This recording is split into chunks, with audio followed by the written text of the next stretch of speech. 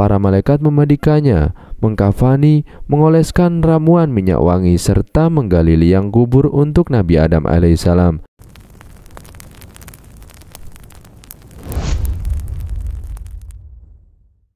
Assalamualaikum warahmatullahi wabarakatuh. Nabi Adam alaihissalam sebelum meninggal dunia terlebih dahulu menderita sakit pada hari Jumat. Sebelum wafat, beliau memberikan wasiat kepada ahli warisnya. Sebagai pedoman dari kisah ini adalah sebuah hadis yang diriwayatkan oleh Tabrani dan Ibnu Katsir. Al-Quran Ubay bin Ka'bah. Setelah terbunuhnya putra Adam alaihissalam yang bernama Habil, bukan main rasa sedih yang dialami oleh Nabi Adam alaihissalam. Isak tangis pun terdengar bertahun-tahun mengiringi kepergiannya. Pada akhirnya Allah Subhanahu wa Ta'ala memberikan pengganti, seorang anak yang bernama Sid. Sid artinya adalah pemberian Allah Subhanahu wa Ta'ala untuk menggantikan Habil. Setelah Sid beranjak dewasa, Nabi Adam pun memberikan kepercayaan kepada Sid serta memberikan semua ilmunya kepadanya. Bahkan ketika akan wafatnya, Nabi Adam alaihissalam memberikan wasiat kepada Sid untuk menggantikan dalam memimpin anak keturunannya untuk beribadah kepada Allah Subhanahu wa Ta'ala. Setelah hidup selama 960 tahun dan sudah pula memiliki banyak keturunan, tibalah saatnya Nabi Adam alaihissalam untuk bertemu Allah Subhanahu wa Ta'ala. Ibnu Katsir berkata, para ahli sejarah telah menceritakan bahwa Adam alaihissalam tidak akan meninggal kecuali ia sudah melihat keturunannya dari anak, cucu, cicit, dan terus ke bawah yang jumlah mencapai 400.000 jiwa. Dalam Al-Quran, Allah Subhanahu wa Ta'ala berfirman, hai sekalian manusia, bertakwalah kepada Tuhanmu yang telah menciptakan kamu dari seorang diri, dan daripadanya Allah menciptakan istrinya, dan daripada keduanya Allah memperkembangbiakan laki-laki dan perempuan yang banyak. Dan bertakwalah kepada Allah yang dengan mempergunakan namanya kamu saling meminta satu sama lain. Dan peliharalah hubungan silaturahmi, sesungguhnya Allah selalu menjaga dan mengawasi kamu. Penjelasan ayat pertama, maksud daripadanya menurut jumhur mufassirin ialah dari bagian tubuh atau tulang rusuk Adam alaihissalam berdasarkan hadits riwayat Bukhari dan Muslim. Di samping itu ada pula yang menafsirkan daripadanya ialah dari unsur yang serupa, yakni tanah yang daripadanya Adam alaihissalam diciptakan. Penjelasan ayat kedua, menurut kebiasaan orang Arab, apabila mereka menanyakan sesuatu atau memintanya kepada orang lain, mereka mengucapkan nama Allah seperti as'aluka billah, artinya saya bertanya atau meminta kepadamu dengan nama Allah.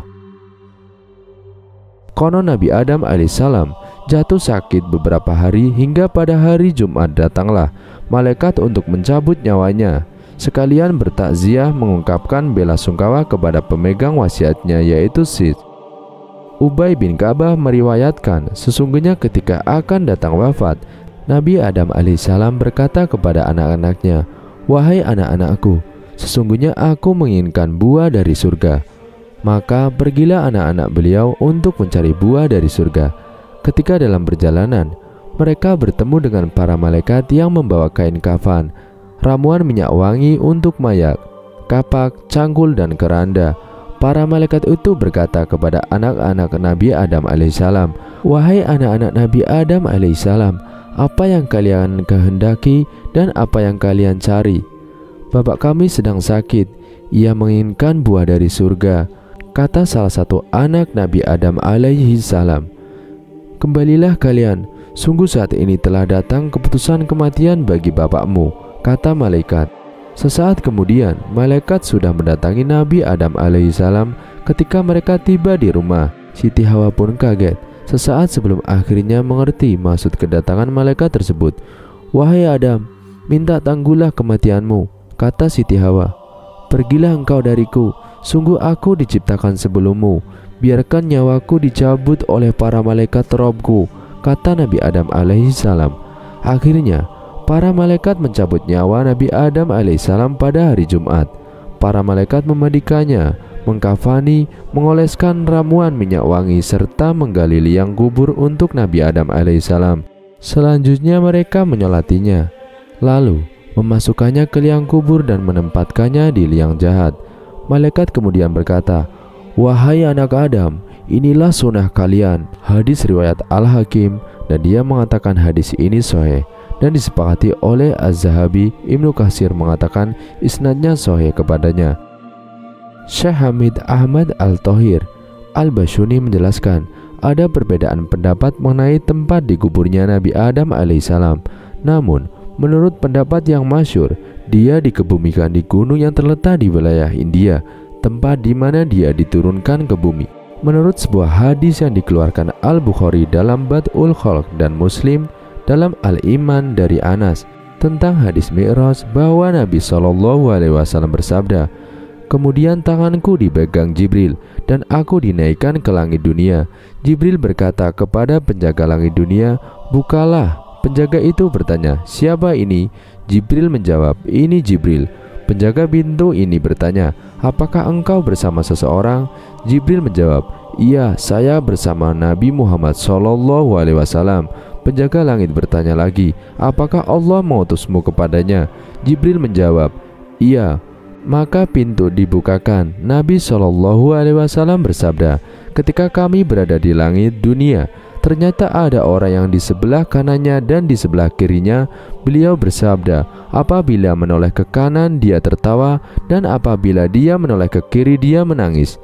Dia berkata, selamat datang wahai Nabi yang soleh dan anak yang soleh. Beliau bersabda, saya bertanya, wahai Jibril, siapakah orang ini? Jibril menjawab, ini Nabi Adam alaihissalam, dan di sebelah kanan dan kirinya adalah keturunannya. Yang di sebelah kanan adalah penghuni surga, dan yang di sebelah kiri adalah penghuni neraka. Apabila menoleh ke kanan dia tertawa, dan apabila menoleh ke kiri dia menangis. Dari kisah ini rupanya Nabi Adam mempersiapkan pelajaran berharga bagi generasi berikutnya tentang bagaimana semestinya memperlakukan orang meninggal. Manusia tak hanya dihormati ketika masih hidup, tapi juga saat mereka mati. Standar penghormatan pun tak berlebihan. Tak ada prosesi pembakaran mayat, mutilasi tubuh, menempeli jenazah dengan perhiasan atau semacamnya. Namun semua pelajaran tersebut cukup menggambarkan bahwa manusia itu pada dasarnya mulia, namun kehidupan duniawinya pasti berujung fana. Yang dari tanah akan kembali ke tanah.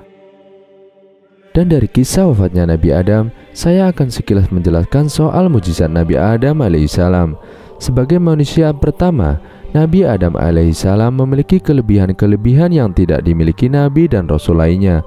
Salah satunya yaitu ia ditunjuk oleh Allah sebagai khalifah pertama yang ada di muka bumi, seperti yang tertera dalam Al-Quran surat Al-Baqarah ayat 30. Selain itu, ia juga mempunyai mukjizat mengetahui segala hal yang ada di bumi, baik nama-nama benda maupun semua makhluk hidup di sana. Ia dikaruniai pula umur yang panjang hingga dapat memberikan 40 tahun usianya kepada Nabi Daud alaihissalam. Mukjizat lainnya ialah Adam dikaruniai keturunan laki-laki dan perempuan yang berpasang-pasangan alias kembar.